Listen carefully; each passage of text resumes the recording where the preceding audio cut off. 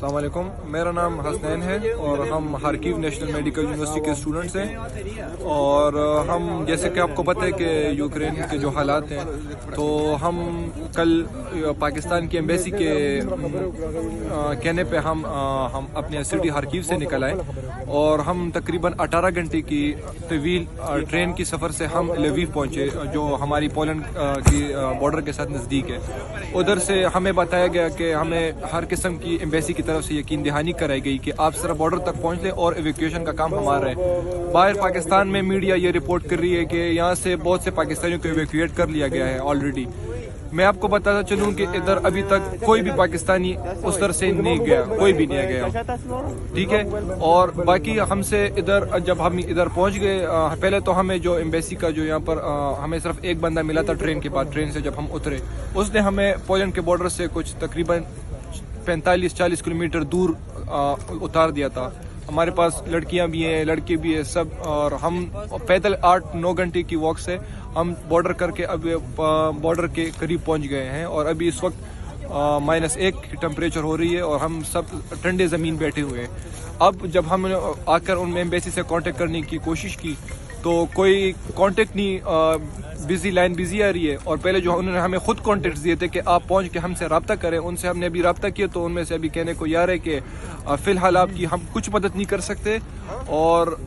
کل جو ہوگا تو کل ہوگا۔ تو میں ان سے پوچھنا چاہتا ہوں کہ جو ہمارے جو یہ پاکستان کے جو ایمبیسیز جو ان ملکوں میں ہوتے ہیں، آپ کا کام یہی ہوتا ہے کہ آپ سٹیزنز کو فیسیلیٹیٹ کریں، جو کہ ہمیں نہیں کیا جا رہا۔ اور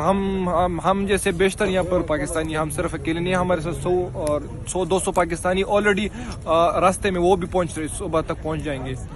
تو میں گورنمنٹ سے یہی گزارش کروں گا کہ ہماری جلد از جلد مدد کی جائے اور ہمیں یہاں سے نکالا جائے۔ بسم اللہ الرحمن الرحیم۔ السلام علیکم، مائی نیم از محسن خالد صدیقی، ڈینی پرو میڈیکل انسٹیٹیوٹ کا میں اسٹوڈنٹ ہوں۔ یہاں پہ ایمبیسی نے ہمیں آفیشیل ویب سائٹ پہ انوائٹ کیا کہ آپ پولینڈ بارڈر پہ آؤ، اور اب ہم تقریباً 24 آورز ہم نے پہلے بس کا سفر کیا ہے، اس کے بعد تقریباً ہم نے 4 سے 5 گھنٹے پیدل سفر کیا ہے، اور ساری رات سے اتنی شدید سردی میں یہ سارے یہ اسٹوڈنٹ موجود ہیں، 400 سے 500 اسٹوڈنٹ پاکستانی یہاں سے ذلیل ہو رہے ہیں۔ اب ہم نے پاکستانی ایمبیسی سے کنٹیکٹ کیا ہے،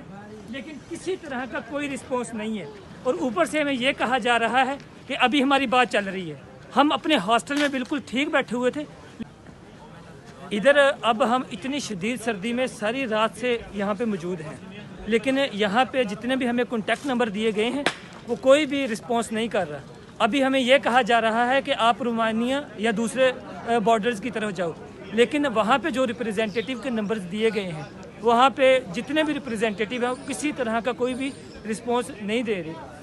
جب بات کی ہے تو انہوں نے کہا کہ ہم نے آپ کو وار زون سے نکال لیا ہے، وار زون سے نکال کے یہاں ہمیں مرنے کے لیے چھوڑ دیا ہے۔ 3 سے 4 اسٹوڈنٹ ایسے ہیں جن کی طبیعت اتنی شدید خراب ہو چکی ہے، میں آپ کو بتا دوں اگر ایک دن کے اندر اندر یہاں رسپانس نہیں ہوتا تو وہاں پہ جو اسٹوڈنٹ بچ سکتے تھے نا اپنے ہاسٹل میں رہتے ہوئے، یہاں پہ وہ نہیں بچیں گے۔ تو جتنا جلدی ہو سکتا ہے یہاں پہ جو ایمبیسی کے معاملات اس کو کور کیا جائے، تاکہ وہ جو بد کلامی کی جا رہی ہے پاکستان میں میڈیا پہ بیٹھ کے ہماری ایمبیسی کی طرف سے، اس کو کریکٹ کیا جائے۔ بہت شکریہ۔